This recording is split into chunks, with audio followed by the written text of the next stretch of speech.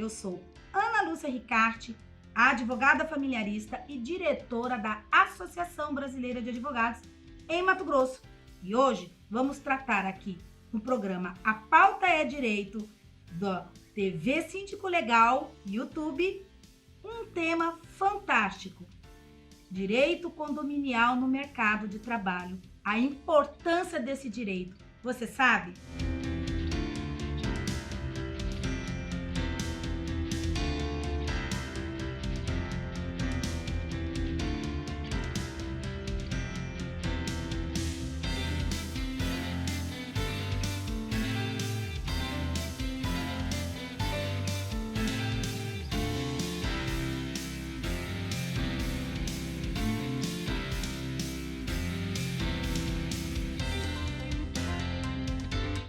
Em 35 anos, Cuiabá cresceu.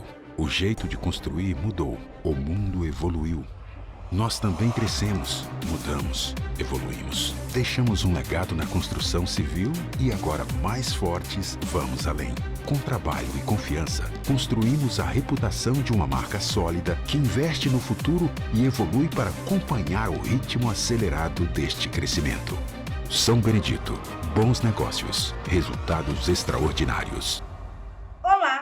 Estamos em mais um programa A Pauta é Direito, da TV Síndico Legal no YouTube. E hoje nós vamos entrevistar o Dr. Miguel Zain, ele que é advogado, especialista em direito condominial, escritor, presidente da Comissão de Direito Condominial da OAB de Mato Grosso e membro da Comissão de Direito Condominial da Associação Brasileira de Advogados. E hoje ele está com um tema muito importante, que é o direito condominial como um mercado de trabalho propulsor e também sobre a nossa PL, que está em andamento. Muito obrigada, doutor Miguel, por aceitar participar do nosso programa e para contribuir exatamente para que todos saibam como o direito condominial hoje tem uma relevante importância para o mercado de trabalho.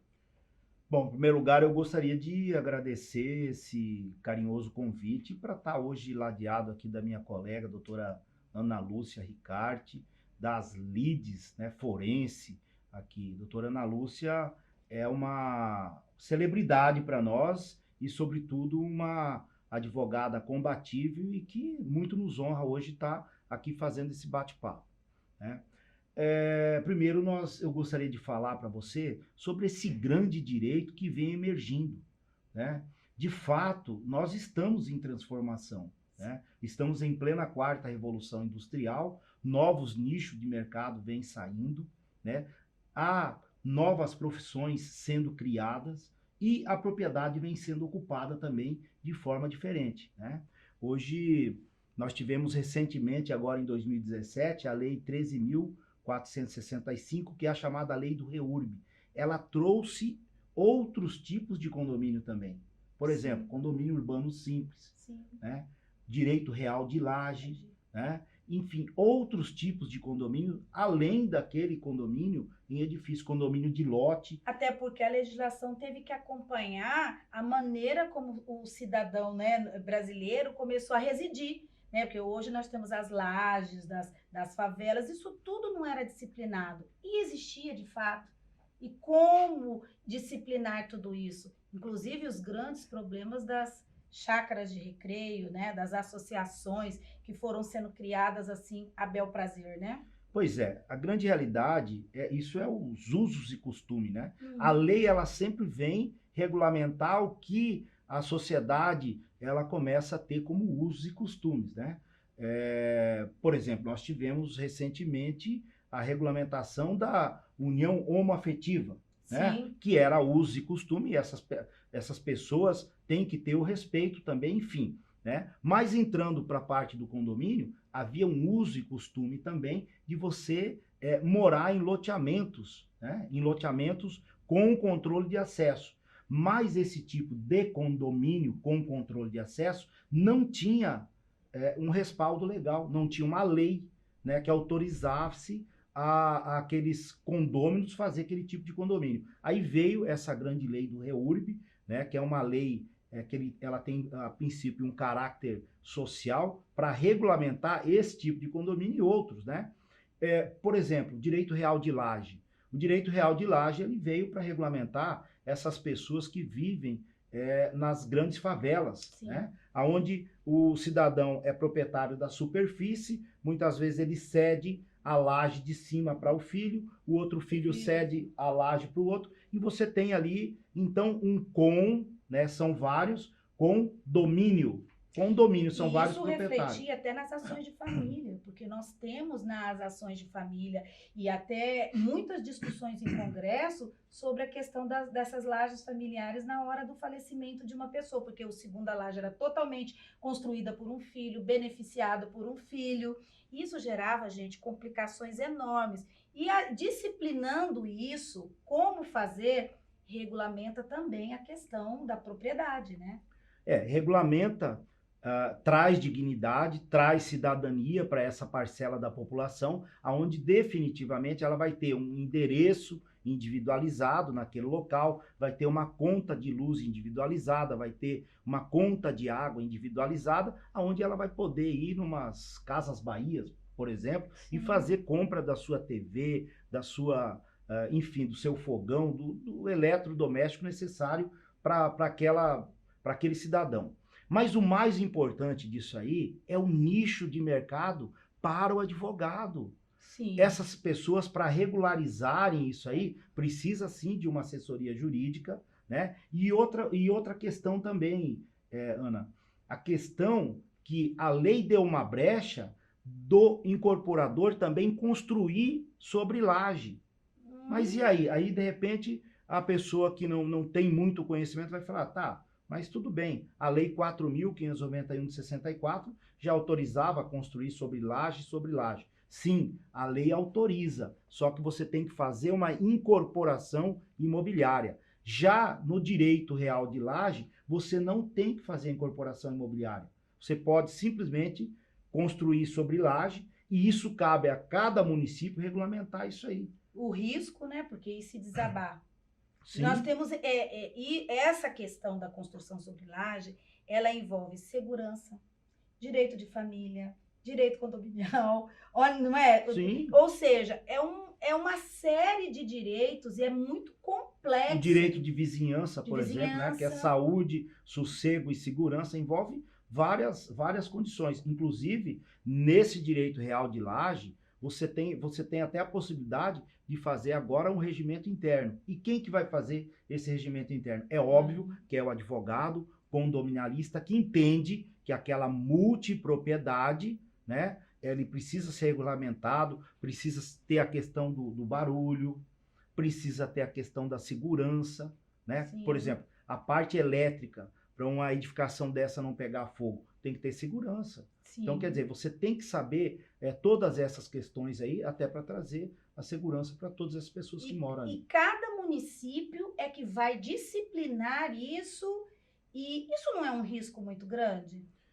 É um risco grande, mas a lei teve essa função social, eu penso que já houve um avanço, porque até então não tinha nenhuma lei disciplinando isso aí. Então, hoje nós já temos uma lei ordinária, uma lei federal, uma lei geral, aí cabe a cada município legislar também sobre essa particularidade para aquele município. Por exemplo, na cidade de São Paulo. São Paulo, eles já viram essa lei como um grande nicho. É óbvio que está regulamentando todas aquelas pessoas, dando cidadania para essa parcela da população, mas eles fizeram a lei e autorizaram, então, a fazer o direito real de lajes até 6 andares. Olha que beleza. Então, quer dizer, aquele investidor, aquele incorporador que queira sair da burocracia e dos custos de uma incorporação imobiliária, ele pode construir sobre a forma do direito real de laje.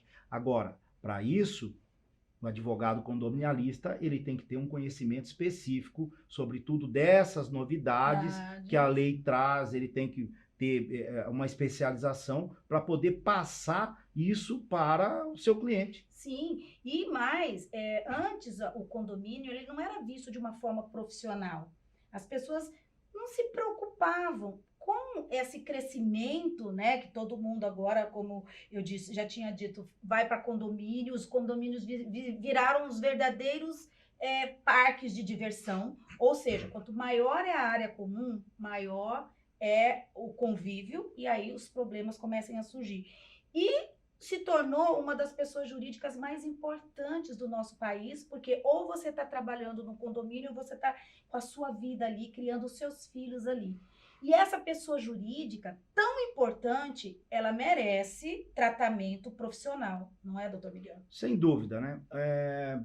Hoje, os condomínios, eles são até matéria-prima, né, para muitas peças teatrais de sátira, né? Porque muitos conflitos são gerados mesmo no âmbito dos condomínios, porque onde tem pessoas é natural, tem conflito.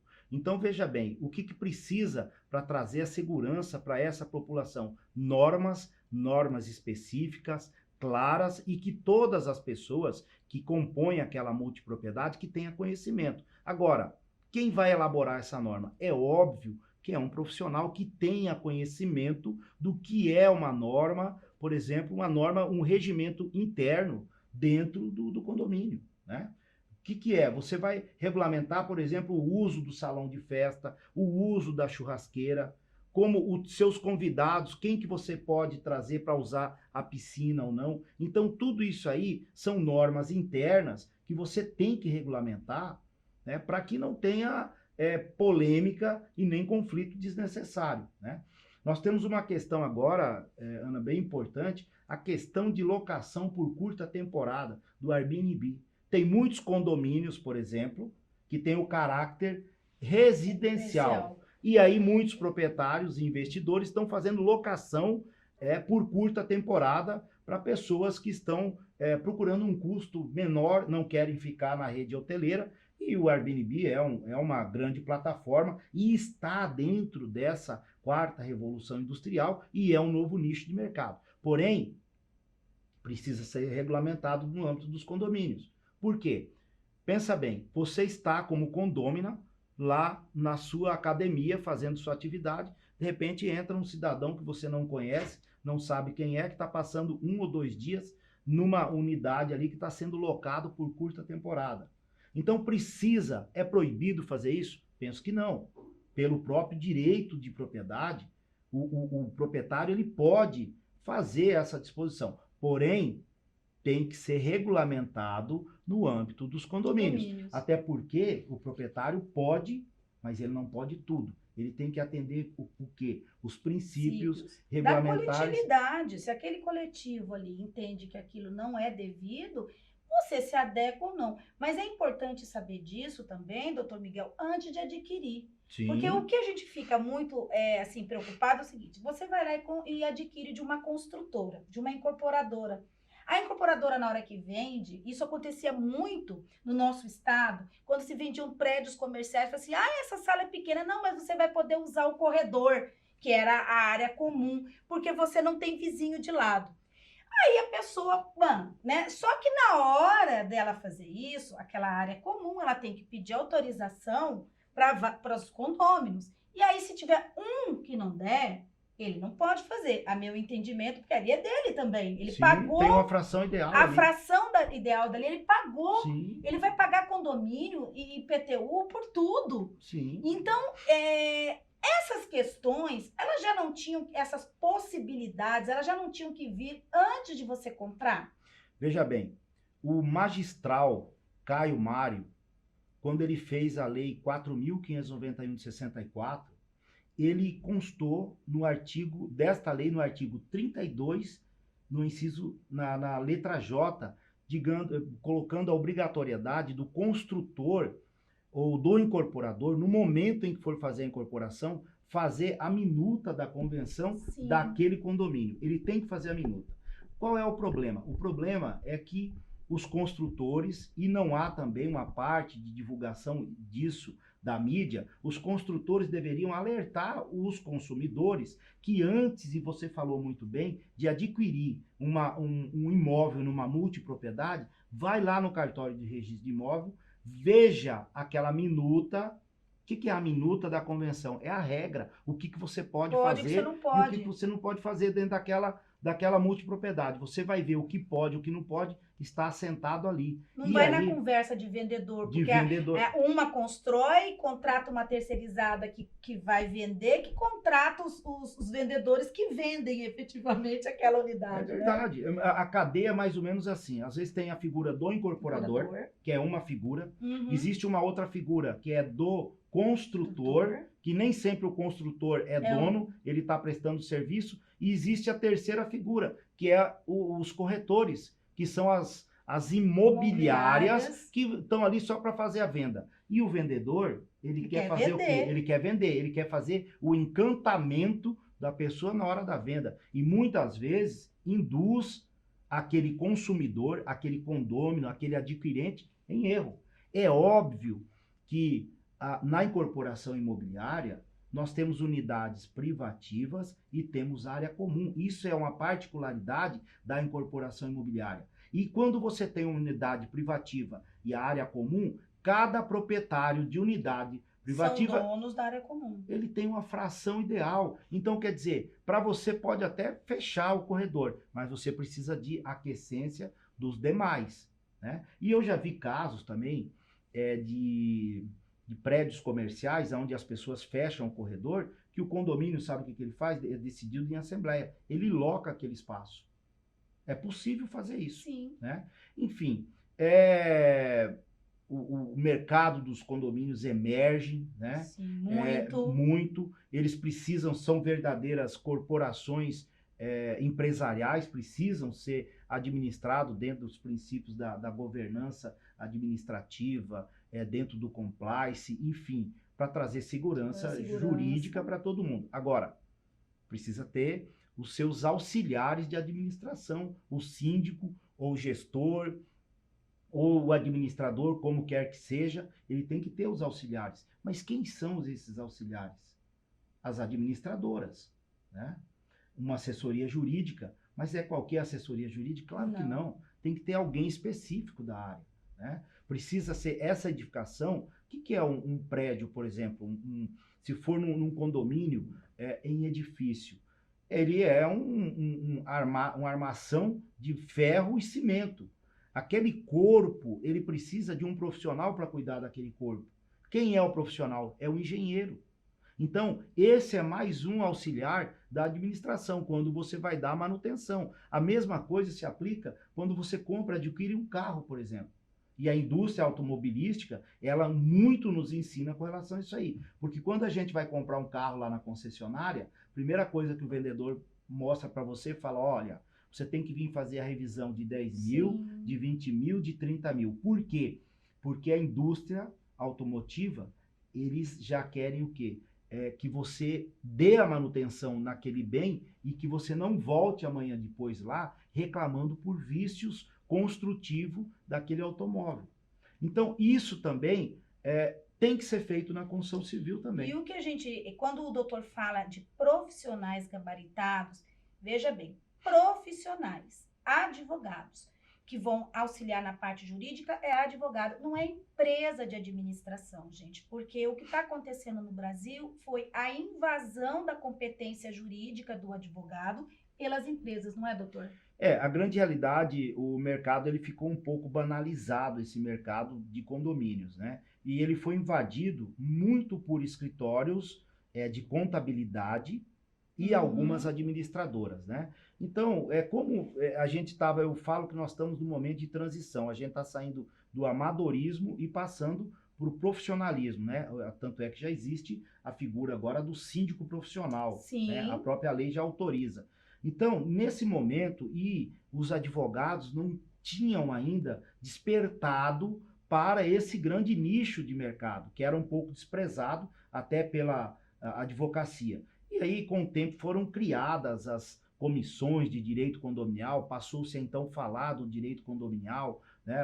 A Comissão de Direito Condominial do Estado do Mato Grosso, nós fomos a segunda comissão. Hoje nós somos em 48 comissões no Brasil todo. Então, está se falando em direito condominial, está se falando em assessoria condominial. Então, muitas empresas administradoras e até mesmo escritório de contabilidade ofereciam aleatoriamente esse serviço de assessoria jurídica, sendo que eles não podem fazer isso.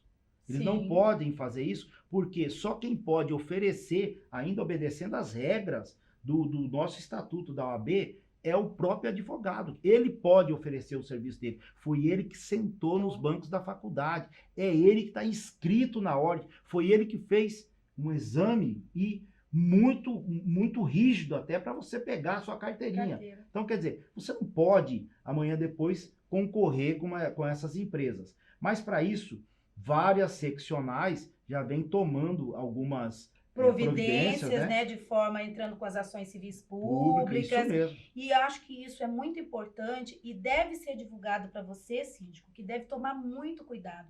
Por quê? Porque você precisa ter um profissional advogado de sua confiança. Aquele que esteja se especializando em direito condominial. E nós temos, basta procurar as comissões na OAB que vocês vão encontrar. A ABA, Associação Brasileira de Advogados, tem Comissão Nacional de Direito Condominial. Os estados têm, como Mato Grosso tem, todas repletas de profissionais que estudam, que participam de congresso, de palestra, que escrevem livros como o senhor, ou seja, tem que ser pessoas que possam ajudar esse administrador, porque a doutora Raquel esteve por aqui, que é presidente da Comissão de Direito Condominial da ABA Mato Grosso, e sim, falou claramente, síndico, você vai ser responsabilizado civilmente, criminalmente, se você não tomar a decisão correta. E a decisão correta tem que ser pautada em conhecimento. E o conhecimento e a orientação é de um profissional afeta a área, né? Sem dúvida. Eu gostaria até de aproveitar aqui e mandar um forte abraço para o Dr. Anderson Machado, nosso presidente da Comissão de Direito Condominial da ABA, né? O qual eu também faço parte da comissão. Sim, o doutor é membro da Comissão Nacional Condominial da ABA. E daqui do Estado do Mato Grosso, o qual é presidido pela nossa colega, a doutora Raquel aqui. Então, são pessoas também que estão ligadas ao nicho, pessoas com muito conhecimento e vêm fazendo um trabalho, ou seja, uma função social muito grande. Vem trazendo este nicho de mercado para a advocacia. Sim. Vem demonstrando, fazendo eventos e tal. Enfim, nós estamos realmente num momento de transformação, um momento importante, e é interessante o jovem advogado, sobretudo, ficar muito bem de olho nesses nichos de mercado, né? Nós temos agora, por exemplo, o direito de startup. Quantas startups foram criadas agora e você tem que se especializar nessa área, né? Outra questão da responsabilidade civil e criminal do síndico, eu estava falando esses dias atrás aí com um especialista, o doutor Eduardo Manzep, excepcional também, tem um conhecimento ímpar sobre essa área. Ele estava demonstrando o quanto é importante você fazer a proteção de dados, né, com base na lei do LGPD, Lei Geral de Proteção de Dados, e veja bem, há uma implementação para ser feita dentro dos condomínios, então o síndico tem que procurar um especialista nessa área e implementar, porque ele pode amanhã depois ser responsabilizado. Veja bem, quantos visitantes entram e saem nos condomínios? Sim. Ali há uma coleta de dados daqueles visitantes. Muitos deles até de documentos, porque os condomínios horizontais obrigam que você deixe cópia do RG, CPF, carteira de trabalho. Isso daqueles que trabalham efetivamente nas casas. E os que fazem a entrega, que eu residi em um condomínio, que todos os entregadores tinham que levar cópia da sua identidade. A questão mesmo dos prestadores de serviço. Sim. Quando você vai fazer uma reforma, por exemplo, num condomínio, você tem que obedecer os requisitos da NBR 16280, que é a NBR de reforma em condomínio. A própria NBR já exige quem é o profissional que está entrando, a identificação de todos os prestadores de serviço. Por que a NBR faz isso? Obviamente para trazer segurança para quem está habitando, né, ali aquela multipropriedade. E lembrando que os condomínios sempre estão em manutenção, ou seja, um condômino que está em reforma, ou seja, o próprio condomínio que está fazendo a manutenção na área comum, numa piscina, num salão de festa, enfim. Então tem acesso de várias pessoas ali dentro. A grande realidade, sabe o que é? Os condomínios têm que ser vistos como empresas. Empresas. Eles são grandes, eles faturam muito, sobretudo, por exemplo, questão dos impostos. Quantos empregos diretamente dão os condomínios? Quantos empregos indiretamente, através de empresas terceirizadas, dão os condomínios? Quantos que arrecadam, por exemplo, na questão tributária? Você vê, cada unidade tem condomínios aí com 50, 60, 100, 200, 300, até 1.500 unidades, os megas condomínios. Cada um ali paga o seu tributo para a municipalidade. E cada serviço que são executados no interior desse condomínio atinge diretamente o imposto sobre o serviço. Então, os condomínios são grandes arrecadadores para a municipalidade. E diga-se passagem, os vereadores, os prefeitos têm que olhar um olhar bem diferenciado para os condomínios. São eles que arrecadam para a municipalidade. Então, quer dizer, tem que ter um olhar clínico diferenciado e trazer alguma coisa também, retornar alguma coisa em função social ali para toda essa população. Agora vamos falar da nossa PL, que está tramitando aí no Congresso, que vai trazer mais segurança jurídica para os condomínios, para os síndicos, ou seja, para toda a sociedade que vive em condomínio, não é, doutor? Sim. PL 1513. Importantíssima essa PL. Gostaria até de aproveitar aqui, mandar um forte abraço também, que eu tive muito apoio do nosso presidente da OAB aqui do Estado do Mato Grosso, doutor Leonardo Campos, né, doutora Gisela Cardoso, então, vice-presidente, muito nos apoiou nesse PL. Diga-se de passagem, esse PL saiu daqui da nossa OAB. Hoje ele é uma realidade. Ele está em trâmite já no Congresso, está esperando a nomeação aqui de um relator para o PL. E ele vai trazer o quê? Ele vai trazer uma segurança jurídica e vai trazer um nicho importante também para todos os advogados. Mas afinal, o que é o PL 1513? O PL 1513, ele exige que quando o incorporador imobiliário vai lá fazer aquela minuta da futura convenção daquele condomínio, quando o incorporador imobiliário vai fazer aquelas normas internas dentro do condomínio, que essas normas más redigidas são fontes inesgotáveis de conflitos, exige-se o quê? O visto de um advogado, né? Um advogado especialista, alguém que entenda da área, né? Então, veja bem, vai trazer sim uma retribuição, uma segurança jurídica para toda a coletividade e vai gerar um grande nicho de mercado para os advogados. Sim. Então, essa PL, ela hoje está ela entrando... no Senado ou ainda na Câmara? Ela está na Câmara e só aguardando a nomeação de um relator. Olha, vocês que estão nos assistindo, é muito importante que vocês nos apoiem nessa PL. E de que forma você pode contribuir? Entrando no site, tá, da Câmara dos Deputados, vocês vão lá localizar essa PL e vão lá clicar que ela tem importância. Porque hoje o Senado Federal ou a Câmara dos Deputados, eles trabalham com a importância social das PLs, que podem sair de uma seccional, que podem, entendeu? Que pode sair do povo, de qualquer pessoa.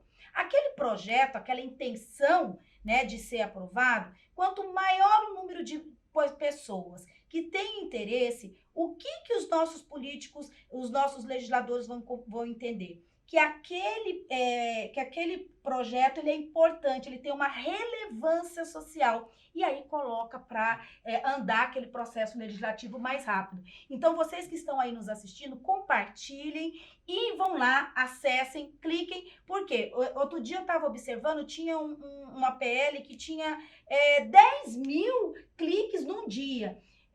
Ela se tornou uma lei e ela saiu da ideia de um cidadão. Então, hoje o cidadão não precisa mais sair fazendo baixo-assinado. Ele pode ter uma ideia, mandar para o Congresso, olha só, lá está tudo passo a passo.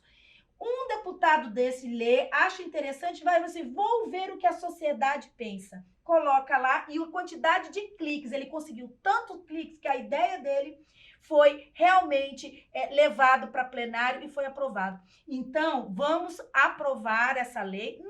É nosso interesse. Então, Hoje eu acho assim, essa forma de trabalhar do Congresso, que muito pouca gente sabe, entre e leiam lá. E nós podemos estar trabalhando, sim, plantando sementinhas. Sim. E essas sementinhas hoje têm muito mais condições de sobreviver do que aquele trabalhão de sair né, pegando assinatura no Brasil inteiro. Baixo assinado. Baixo né? assinado, que isso é uma tortura, né? Um tempo horroroso para você fazer isso. Lógico que vai continuar com algumas legislações mais impactantes, mas essas, assim, como a nossa, que já está lá, vão lá, cliquem, mandem e-mails, que isso funciona mesmo. A grande realidade é que a importância da coletividade está aí nesses 70 milhões de pessoas que habitam, moram em condomínio. moram em condomínios, né? E só para falar, né? O baixo assinado, ele existe até hoje, né? Sim. Só que ele foi, dentro dessa quarta revolução industrial, ele foi trocado por curtida. Curtidas. Então, cada curtida é uma assinatura sua. E aí você vai demonstrar imediatamente, em tempo real, para o legislador, para a Câmara dos Deputados, Senados, que a população tem interesse naquele determinado Isso projeto. é muito bom. né? Então, procurem ler esses sites também, porque lá vocês vão encontrar essas novidades e vão poder até votar em outros projetos que sejam interessantes para vocês.